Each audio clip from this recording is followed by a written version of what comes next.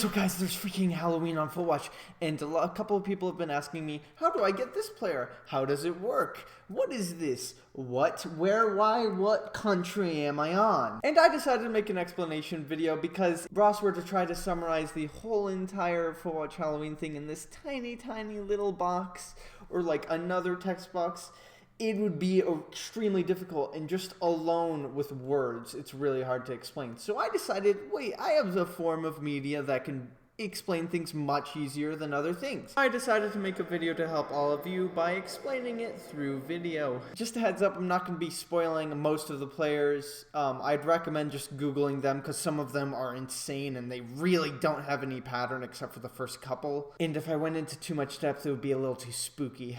Now you're presented with 6 options. Now to make this easier to understand, these are literally the only things that you actually need to see to be able to choose the right choices, to get the right combinations, to get the Halloween players. I'm only going to be mentioning stuff about trying to get Halloween players, not the players, clubs and stuff, because that's unrelated. As suggested before, things like rotten and nasty, and also the spirit and the demon and the werewolf, those things do not affect anything, as well as the color of the houses. Something that no matter how good you are at this will still be useful is, of course, the candy bag. It shows how much candy you have and how much of each candy you have. There is bubblegum, which no matter what, if you add to your candy bag, will get you nothing.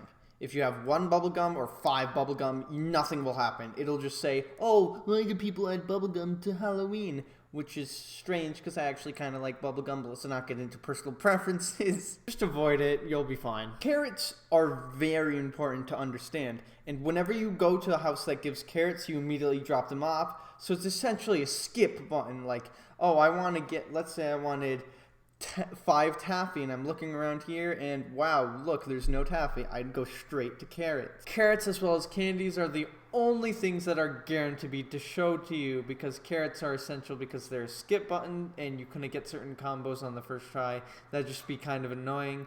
And candies are required to get the series in the first place. Without the candies, it wouldn't make much sense because you wouldn't be able to get anything. And finally, something that actually may confuse some of you who already know how this works, there's Rude Skullet. Everybody has their own assigned random pattern of candies that when they visit this house, which is very rare to pop up, so you might as well click on it every time. If you have the right combination that was assigned to you, you will get Rude Skullet, which is worth 6 million coins. This is going to be very hard for pretty much everyone on this website because number 1, you don't know what your own combo is.